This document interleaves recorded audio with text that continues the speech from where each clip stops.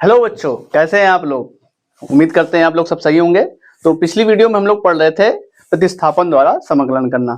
आज हम उसी के आगे एग्जांपल्स करेंगे और हमने कुल लिख रखा है। तो चलते हैं सवालों की ओर।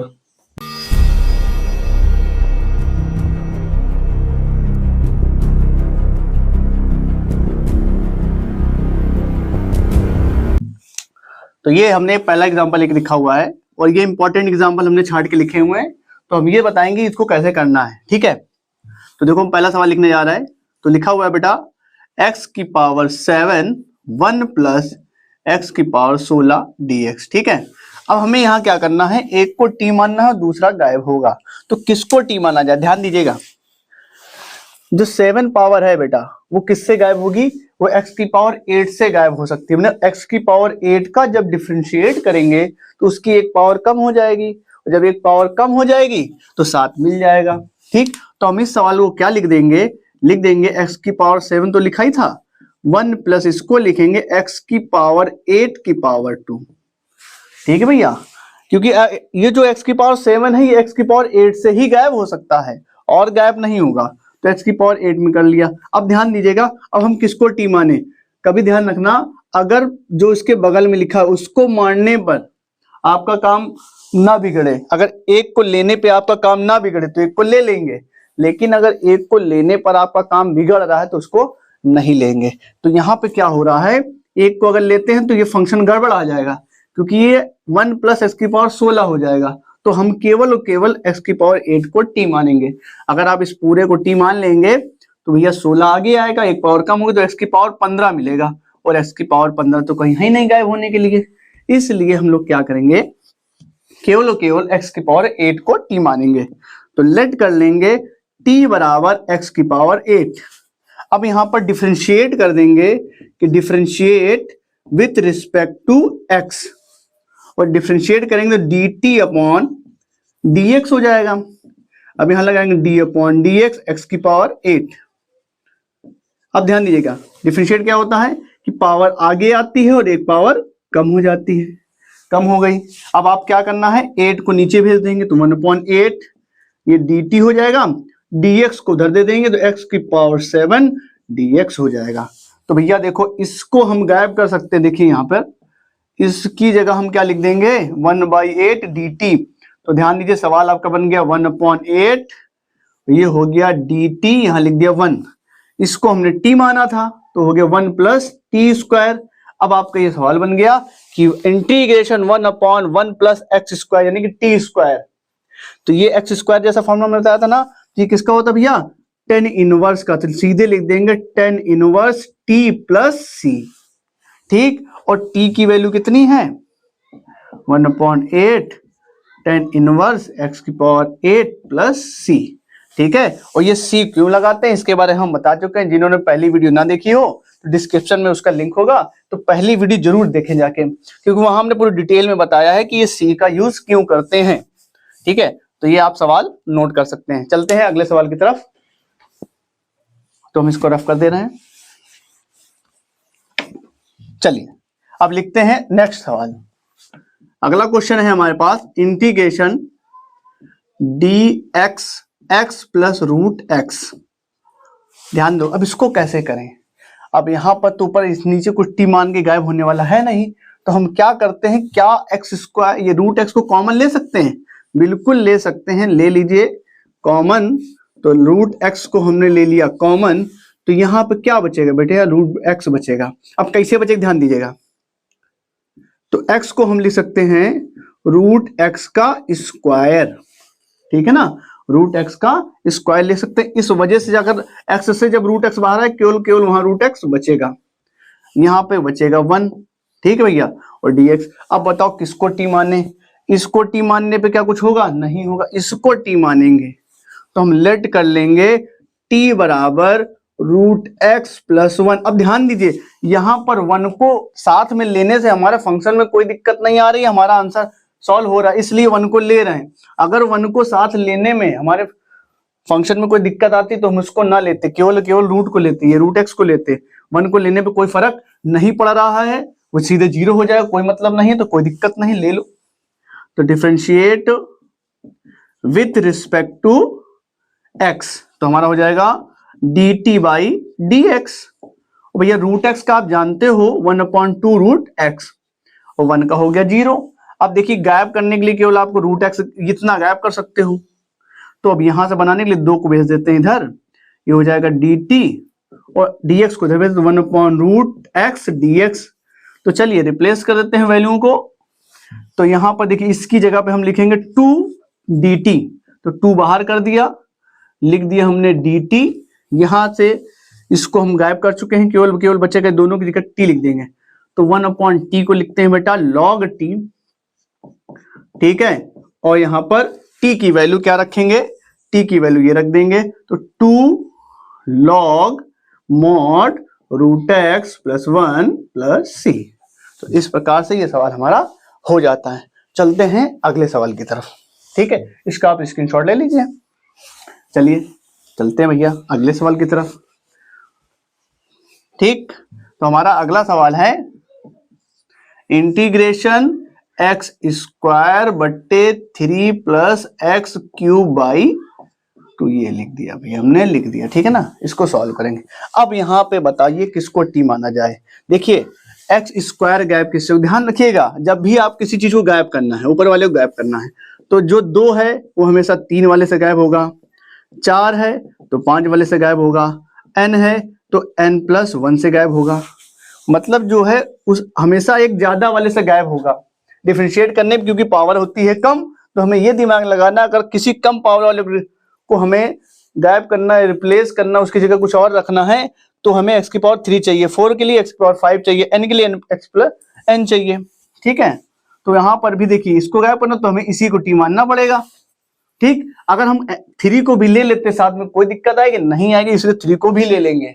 याद रखिएगा जब उसके साथ जो कांस्टेंट लगा हो लेने में कोई दिक्कत ना हो तो उसको t मान लेते हैं। तो हम लेट कर लेंगे कि t बराबर 3 प्लस एक्स क्यूब भी ले लिया हमने। हाँ स्क्वायर को नहीं लेंगे क्योंकि स्क्वायर ले लेंगे तो फिर गड़बड़ हो जाएगा, केवल इतना t मानेंगे।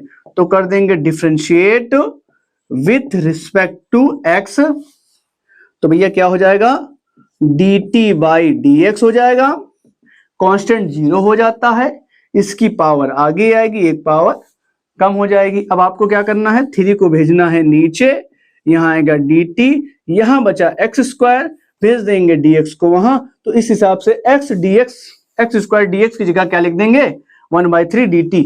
तो वैल्यू को बदल दीजिए 1/3 और इन दोनों की जगह पर ये दोनों इसकी जगह हम लिख देंगे 1/3 dt। तो भैया देखो और इस पूरे को हमने मान लिया था t, ये हो गया t का स्क्वायर। तो ध्यान रखिए हम पिछली वीडियो में बता चुके हैं अगर 1/t आता है तब इसको ऊपर नहीं ले जाते हैं, यानी कि जब t की पावर 1 हो तब ये ऊपर नहीं जाता है, सीधे इंटीग्रेट हो जाता है। लेकिन 1 की जगह पर कोई अन्य पावर आ गई, कुछ भी आ गई, रूट में आ गई, बटे में आ गई, माइनस में आ गई, कुछ भी आ गई, उसको ऊपर ले जाएंगे, ठीक है। इसको कन्वर्ट कर लेंगे तो ऊपर जाएगा भैया, ये जाएगा ऊपर, पावर हो जाएगी -2 dt। अब जैसे x का करते हैं, क्या नियम होता है करने का, आपको हम बता चुके हैं कि ऐसे फंक्शनों में क्या होता है पावर में एक जोड़ते हैं और जो भी रिजल्ट आता है उसी से भाग कर देते हैं और लास्ट में लगा देते हैं c। तो जब आप -2 में 1 ऐड करोगे तो -1 आएगा, नीचे भी -1 आएगा, -1 दे दिया इधर तो 1/3, ये नीचे आ गया तो 1/t प्लस c। तो फाइनल आंसर आप लिखोगे तो इस तरीके से 3t प्लस c लिख दोगे, तो हमारा इसका हो गया। हाँ एक चीज और, t की वैल्यू रखनी पड़ेगी। t आपने किसको माना था 3x क्यूब को, तो यहां वैल्यू भी रख दीजिए 1/3 3 plus x cube plus c। तो ये आपका फाइनल आंसर हो गया, ठीक है। तो आप इसका स्क्रीनशॉट ले लीजिए। चलते हैं अगले सवाल की तरफ, ठीक है। चलिए चलते हैं भैया अगले सवाल की तरफ, ठीक। अगला सवाल हमारा कह रहा है एक्स स्क्वायर 10 की power 4x cube x square x cube dx, ठीक है। अगर आप हमारे साथ ऐसे जुड़े रहते हैं और हमारी वीडियो को देखते रहते हैं तो उम्मीद करते हैं कि हम आपको अच्छे से अच्छा कॉन्सेप्ट देने की कोशिश करेंगे जितना हमसे हो सकता है, ठीक है। तो ये इंपॉर्टेंट सवाल हमने लिख रखे थे, ठीक, तो यहां पर अब ध्यान दीजिएगा, यहां पर बहुत सारी चीज हो गई। अब इसमें किसको टी माना जाए, कौन गायब होगा, उसके लिए हम क्या करें, तो हमें पता है कि 10 से सेक स्क्वायर बनता है, तो सेक स्क्वायर यहाँ पे है, तो 10 यहाँ पर है, तो हम किसको टी माने, तो यहां हम लेट करेंगे टी बराबर 10 x की पावर 3। अब ये 3 को लेना ही पड़ेगा क्योंकि 10 के अंदर है वो, ठीक, तो वो तो लेना पड़ेगा। हाँ, इस पावर को आप ड्रॉप कर सकते, तो हमने इस पावर को यहाँ पे ड्रॉप कर दिया कि पावर को नहीं माना, केवल 10x³ को माना। अब इसको हम डिफरेंशिएट कर देंगे, तो differentiate with respect to x, तो क्या मिलेगा, dt/dx मिलेगा। और 10 का क्या होता है बच्चा, सेक स्क्वायर x होता है, और x की जगह पर लिखा है क्यूब, तो x³ हो जाएगा। और ध्यान दीजिए, जब d/dx जाएगा x³ के पास, तो क्या हो जाएगा, पावर आगे आएगी, एक पावर कम हो जाएगी। समझ में आगे होगा, ठीक है, तो ध्यान दीजिएगा। ये बेटा इसको लिख लेते हैं आगे, ऐसा करते हैं 3 को भेज देते हैं नीचे, तो 1/3 dt हो जाएगा।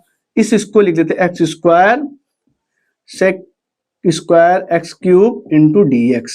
अब ध्यान दीजिएगा, x² को इसके बगल में नहीं लिखा, क्योंकि अगर आप इसको बगल में लिख देंगे तो हो सकता है आप क्या करते हैं, x³ और x² को गुणा कर दें, क्योंकि ये जो x³ है ये सेक के अंदर है और ये बाहर है, गुणे में है, इसलिए इसका गुणा नहीं हो सकता, इसलिए इसको इस साइड लिखते हैं।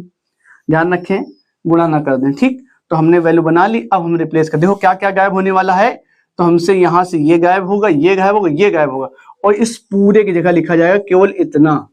तो हमारा सवाल कितना बन गया, हमारा सवाल बन गया भैया 1/3 इंटीग्रेशन, ये हो गया t⁴ और dt, बस इतना सवाल बचा, मतलब सब गायब हो गया, इसकी जगह t रख दिया, t की पावर लगा दी 4। अब इसका कैसे करते हैं, पावर 1 जोड़ देते हैं, तो 4 में जोड़ेगा 5, और जितना आता पावर उतना ही भाग कर देते, एकदम सिंपल सा लगा देते हैं c, तो हो गया 1/15।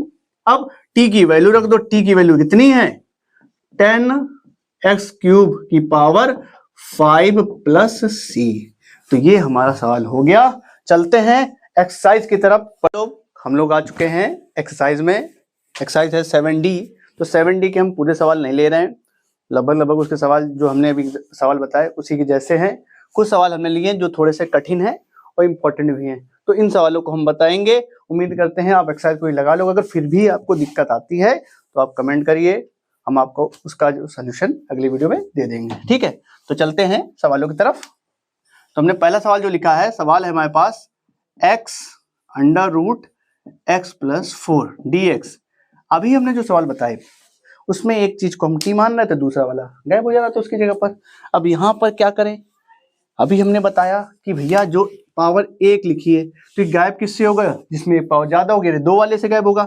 बताया था ना, 2 वाला गायब होता है x की पावर 3 से, 3 वाला गायब होता है x की पावर 4 से, 4 वाला गायब होगा x की पावर 5 से। तो ऐसे ही गायब होता है एक कम पावर से। लेकिन यहाँ पे क्या है कि पावर है एक, नीचे भी है एक, तो गायब होने वाला कोई सवाल नहीं है। तो हम क्या करें, तो हमने उस स्थिति के लिए बताया जो चीज नीचे हो वही ऊपर बना लो, जो चीज नीचे हो वही ऊपर बना लो। बनाने के लिए क्या करेंगे, यहाँ पे +4 है तो ऊपर भी +4 कर देते हैं, ठीक। तो भैया सवाल हमारा बन जाएगा कि x+4, लेकिन जब सवाल में आप किसी चीज जोड़ते हो तो बैलेंस जाता है बिगड़। इस बैलेंस को बराबर करने के लिए जो चीज आपने जोड़ी है उसको घटाना भी पड़ेगा, तो घटा देंगे तो सवाल हमारा बन जाएगा ये dx, ठीक है। अब हम क्या करेंगे, अलग अलग डिवाइड कर देंगे, ठीक है। और जैसे ही करेंगे अलग अलग डिवाइड तो आ जाएगा बेटा x की पावर 4 √x+4 -4 √x+4 dx, ठीक है। अब ध्यान दीजिएगा, इससे इसको कर देंगे काट, या फिर देखिए ध्यान से समझिए, ये आधी पावर है, ये एक पावर है, ठीक है। और जब भाग में होता है तो घाते घड़ी आती हैं, एक में से आधा जाएगा तो आधा बचेगा, ठीक। इसको आप ऐसे लिख सकते हो, आधे को आप ऐसे लिख सकते हैं -4। अब ये भी आधी पावर ऊपर जाएगी तो क्या हो जाएगा, x+4 की पावर -1/2, ये हो जाएगा dx। अब इसका हम इंटीग्रेशन बड़े आराम से कर लेंगे। तो इंटीग्रेशन क्या होता है आपको पता है, इंटीग्रेशन में क्या करते हैं, एक पावर ऐड करते हैं, तो 1/2 में एक ऐड कर दिया जाएगा और उसी का क्या कर दिया जाएगा, डिवाइड कर दिया जाएगा, ठीक है। ये कब करते हैं? जब अंदर की पावर एक है, मतलब रैखिक समीकरण है, ठीक है, पावर एक है, तभी ये काम करते हैं। ठीक, यहाँ पर भी वही काम कर लेंगे, एक्स की पावर एक्स प्लस 4 की -1/2 प्लस 1 बटे -1 प्लस 1 प्लस सी।